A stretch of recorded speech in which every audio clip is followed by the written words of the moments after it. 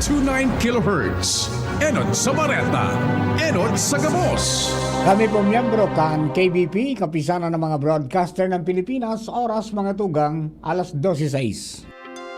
Ipinipresentar kan Radyo DCGB ang kabilugan kan mga baretang kinalap kan pinagsarong puwersa kan News Center asin Mega Force Patrol. DCGB Bareta alas 12. DCGB Bareta alas 12. Mga pinakahuring pangyayari sa Kabikolan, sa nasyon asin ibang parte kan kinaban. Ibabareta na ngunyan.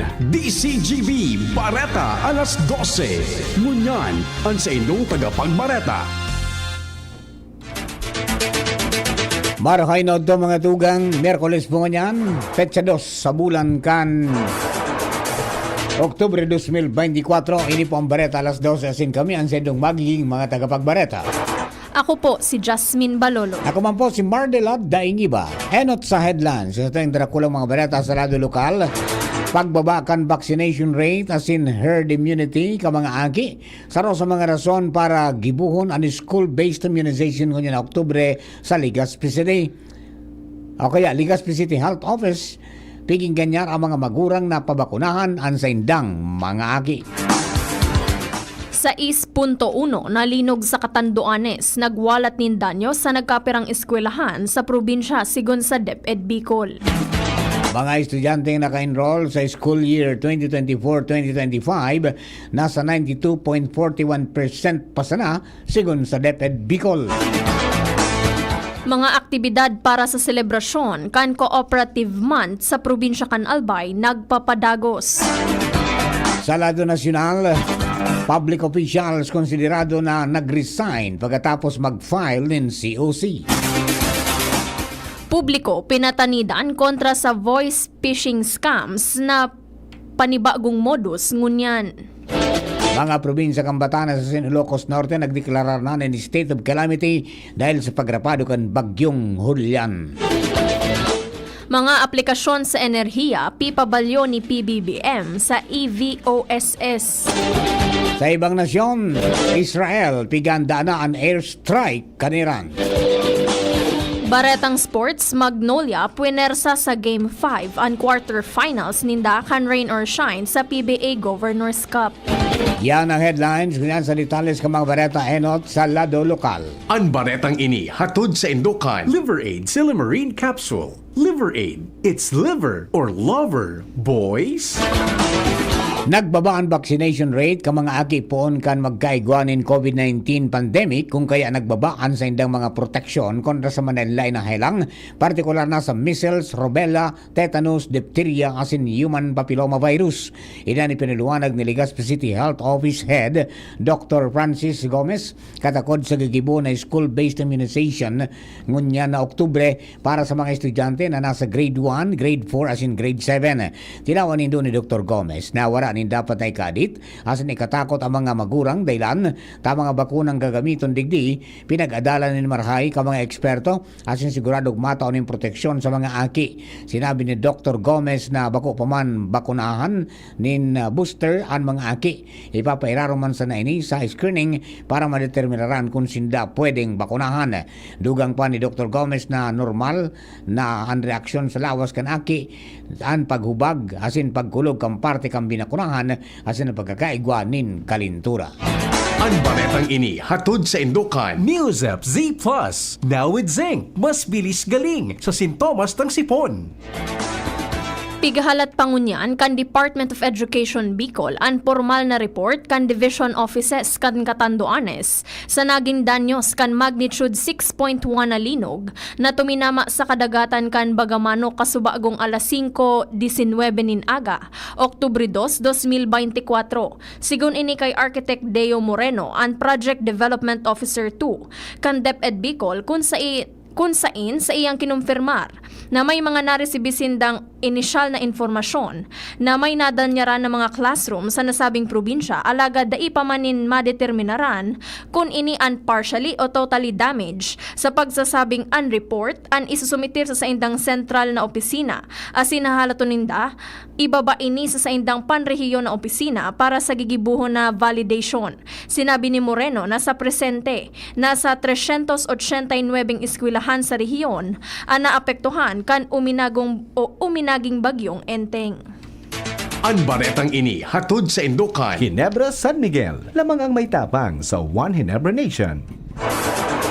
Nasa 92.41% pa sana ang nakapagrehistro sa Manila na eskwelahan sa Bicol Region para sa school year 2024-2025. Yan ang datos na ipigiras ni Department of Education Bicol Education Supervisor Chief Evangeline Saculo kung sa insagkod kan Oktubre 1, 2024, kabilugan na 1,601,637 naka-enroll basado sa sendang quick count enrollment hababa kumpara sa 1,733,251 na naka-enroll kan school year 2023-2024. Sigong kay Sakulo, kaibanan sa mga pigiling ninda na rason sa pagbaba ka mga naka-enroll, iyo ang posibleng pag-transfer din ibang eskwelahan sa luwas kan riyon, cut-off para sa kinder learners, kadipisilan sa pinansyal, problema sa pamilya, nagbalyo ng istaran limitadong strand na pigo-presir, naghelang asin ang kawaran ng interes na ipagpadagos ang pag-aadal. Sinabi na Sakulo na ang natatadang 8% ang pwede pang makuha kan DepEd Bicol sa pagi kang padagos na pag-ako ng mga enrollees sa sa Oktubre 31, 2024. Pagpapakusukan flexible learning options, ipagpapadagos ang mga implementasyon kan mga kurikulum kung saan interesado ang komunidad asin ang pagtataon ng magakanigong mga interbensyon na kinakaipuhan. Sobra man sa 1.7 milyon na mga enrollees ang target kan DepEd Bicol na makapagrehistro asin estudyante sa Bicol Region ngunya na school year 2025 o kaya 2024-2025. Ang baretang ini hatod sa Indukan. Dietabs. Tapos ang diarrhea sa Bilis Talab Dietabs. Nagpapadagos ngunya na aldaw ang mga aktibidad sa probinsya kan Albay katakod kan selebrasyon kan Cooperative Month sa Albay Astrodome sa Legazpi City. Sigon kay Albay Provincial Cooperative Enterprises and Manpower Development Office o APSEMDO Chief Lucille Arcilla, ini basado sa Republic Act 11502 kung saan ang bulan nin Oktubre kada taon ang deklaradong Cooperative Month. Kaibahan sa mga nakalinyadang aktibidad ngunya na aldaw ang pagkakaigwa nin trade fair na pinartisiparan kana sa 25 exhibitors. May mga lecturers asin ang pagtauman nin technical assistance sa manlain-lain na kooperatiba sa probinsya. Sinabi ni Arcilla na ngunya na taon ang selebrasyon ang may temang cooperatives Stronger Together Today for a Brighter Tomorrow na ang katuyuhan iyo ang maasisteran asin matabangan ang mga kooperatiba na maipabakal ang sa indang mga produkto na makakatabang sa mga livelihood kan sa indang empleyado magin sa ekonomiya sa Albay. Sa dagdag datong baretang lokal, padagos ang paghinguha ni Albay 3rd District Congressman Fernando Didi Cabredo na mairani sa mga publiko ang oportunidad na makapagpadagos ng pag-eskwela sa pagikan TESDA.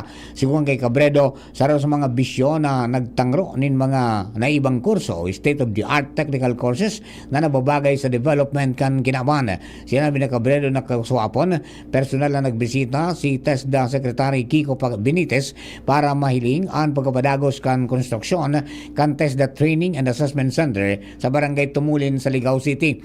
Sigun kay Cabredo, nasa 2 milyon pesos ang pig-alukar na pondo digdi para sa patrabaho kan taon 2023, mantang ngunya na taon may adisyonal na 50 milyon pesos. Dugang pa kang kongresista na saro sa iyang pangaturugan na maging sentro kan TESDA Training and Assessment Center bako sa nasa probinsya kan Albay kundi maging sa Bicol Region.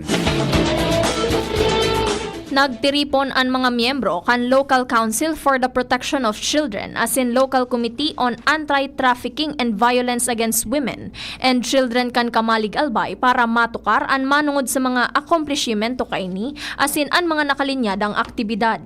Sigun kay Municipal Social Welfare Development Head Edlin Noble, padagos ang sa indang commitment na mapalangkaw ang kaaraman kan mga residentes kan munisipyo. Manungod sa anti-trafficking as in anti-violence sa mga babae asin kaakian. Sa presente, ang banwaan ang may 13 children in need of special protection. 15 ang sa women in specialty difficult circumstances. Mantang wara manin mga aki na konsideradong children at risk o ang children in conflict with the law. Siniguro kan komitiba na padagos-an sa indang mga esfuersos asin programa para matauanin proteksyon ang mga kababaihan asin kaakian magin-an sa indang mga diretsyo. Maigos o kaya makusog ang tugon ni Police Regional Office 5 Regional Director Police Brigadier General Andre Dizon sa mga kasurog cops sa riyon. Nasunodon ang gabos ng mga police operational procedure asin magsunod sa orden kan Commission on Elections bilang lead agency kan nagkapadagos na filing kan Certificate of Candidacy o COC. Sinabi ni Dizon na nasa 2,600 na mga police ani pinawagas niya sa manlain na mga COMELEC offices asin sa mga matatawang lugar para magbantinir kan pasiorden sa riyon asin masiguro na magiging matuninong ang bilog na proseso. Nangapudan man si Dizon sa mga aspirante asin suportadores kini na sunodon asin respeton ang mga polisiya kan poll body.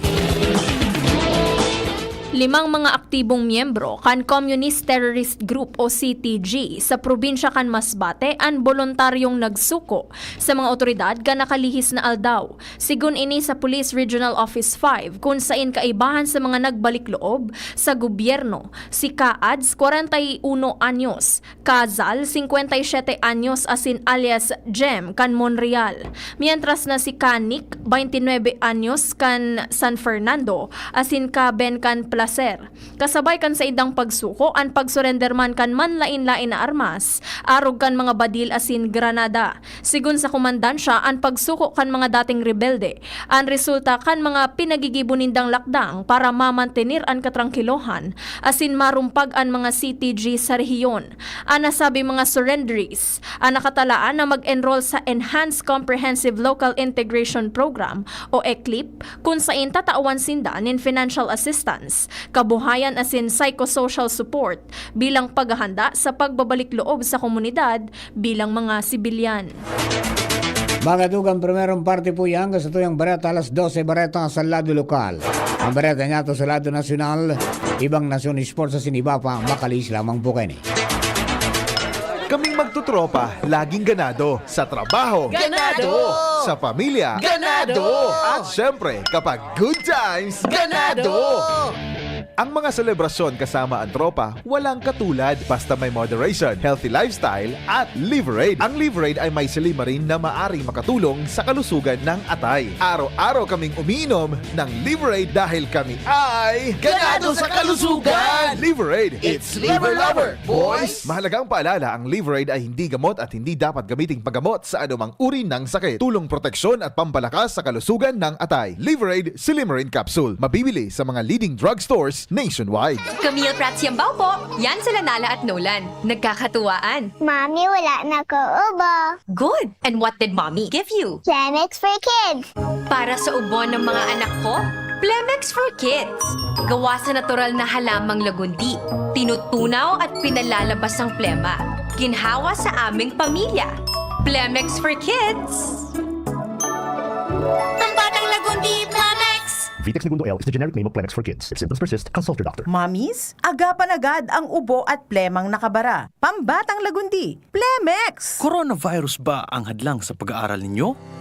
Andito na ang Southern Luzon Technological College Foundation Incorporated ay gumawa ng hakbang sa mga gustong mag-aral sa junior, senior high school at kolehiyo. Ang SLTCFI ay handang umagapay sa mga mag-aaral upang may pagpatuloy ang kanilang pag-aaral at pagharap sa new normal o sa makabagong panahon na ating kinakaharap. Sila ay nag-o-offer ng flexible blended learning o online or offline/modular classes. Kung may sapat na gadget o may maayos na internet connection, maaari niyang piliin ang online classes. At kung ang estudyante naman ay walang sapat na gadget at walang maayos na internet connection, maaari niyang piliin ang offline/modular classes. Sa ganitong paraan, malaki ang matitipid ng mga magulang, wala na silang iisipin na pamasahe, baon at iba pa na kinakailangan. Ngayon, mas magagabayan palalo ng mga magulang ang kanilang mga anak at higit sa lahat, masisiguradong mapaprotektahan pa sila sa mga pwedeng masagap sa labas tulad ng COVID-19. SLTCFI Course course offered: Junior High School, Grade 7 to Grade 10, Senior High School, Grade 11 to Grade 12 with academic track, STEM, GAS, ABM, and HUMSS. College, Bachelor of Secondary Education, majors in English, Mathematics, and Filipino. Bachelor of Technical Vocational Teacher Education Program, Bachelor of Science in Business Administration, major in Human Resource Development Management, major in Business Process Service Management, and major in Financial Management. Bachelor of Tourism Management, Bachelor of Science in Computer Science, Bachelor of Science in Information System, Associate in Computer Technology. What are you waiting for? Enroll now in our online registration. Visit www.sltcfi.com/ENROL. And for more information, please contact us at 0977-147-3488.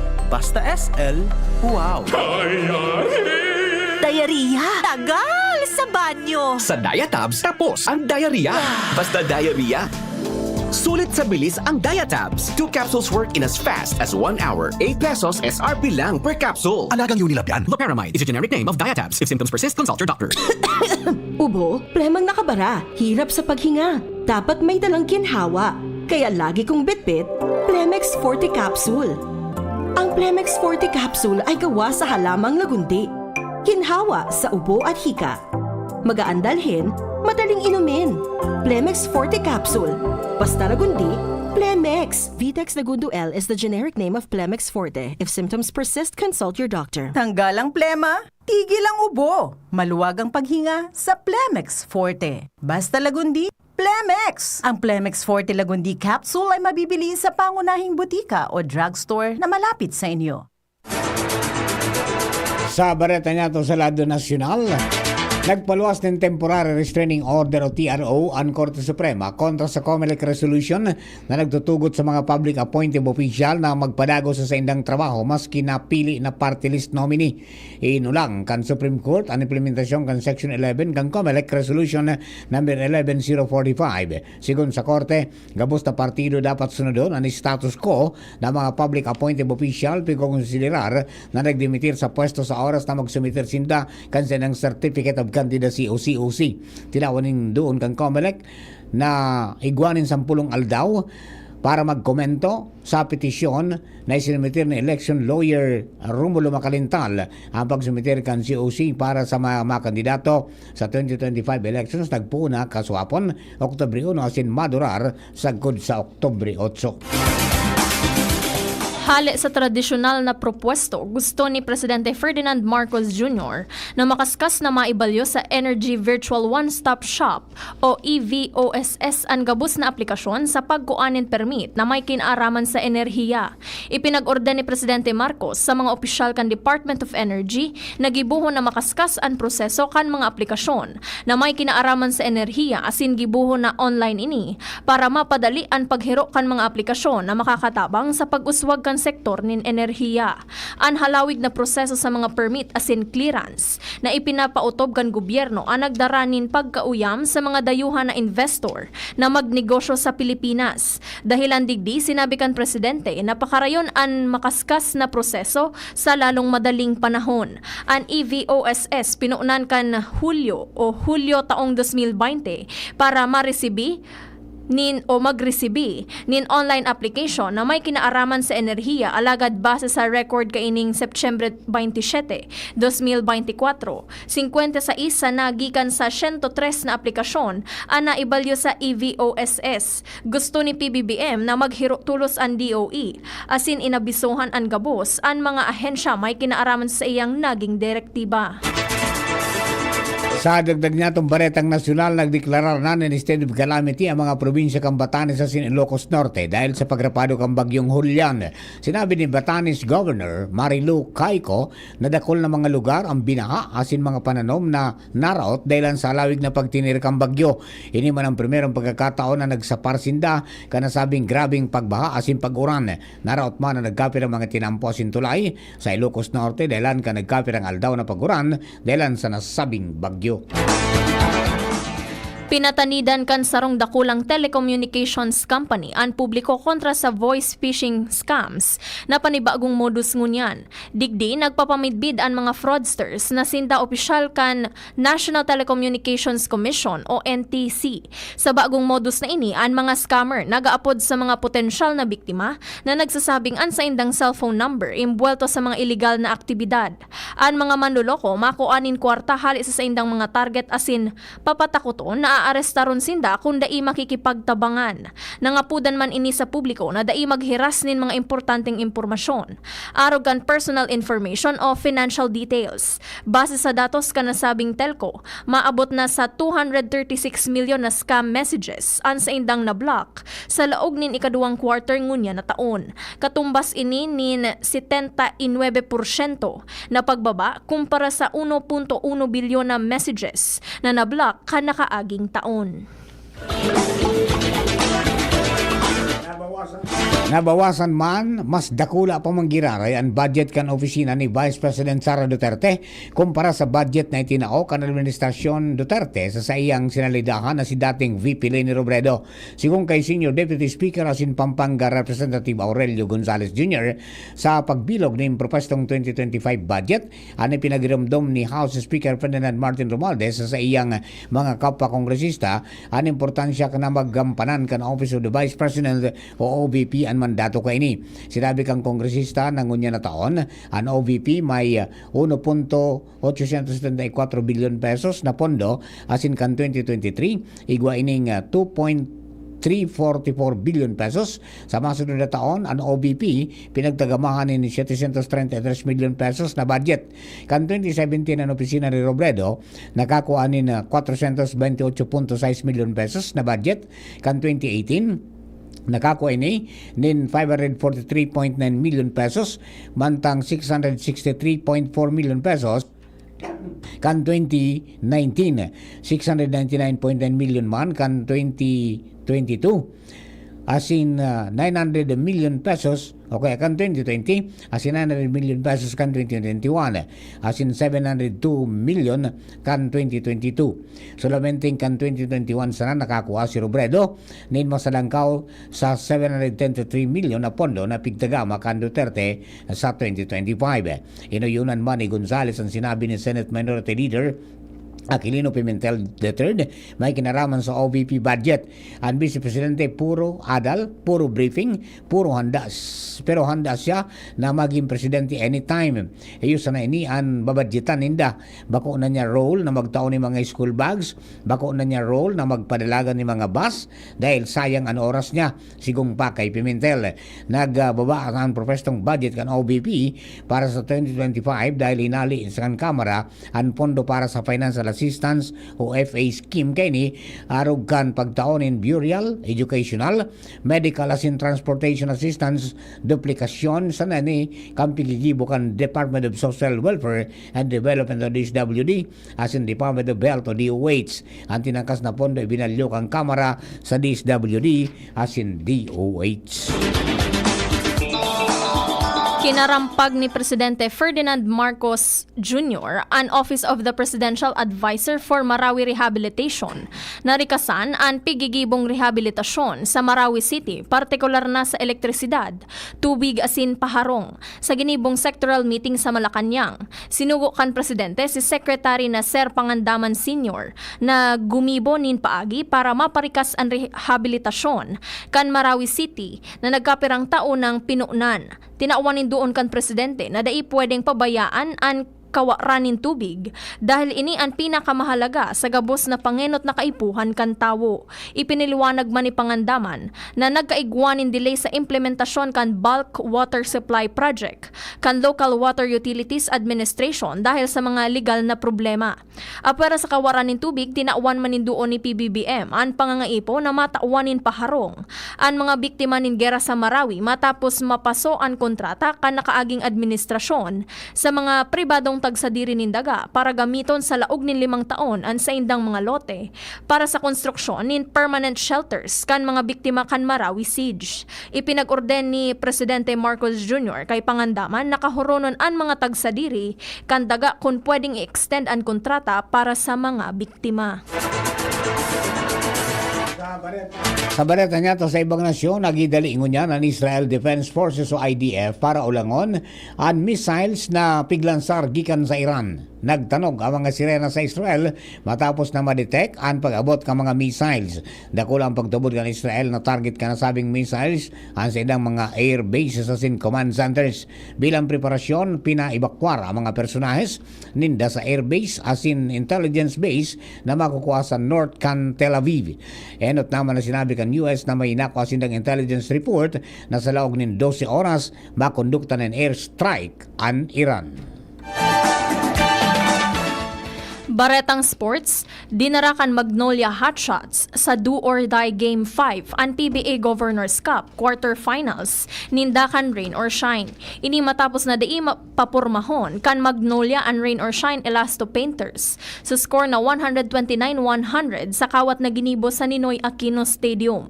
Sa primerong quarter, nagpatas pa ang kawat sa 26 all. Sagkod na uminarangkada ang Hotshots asinako aninda ang kalamangan sa pagtapos kan first half sa score na 62-44.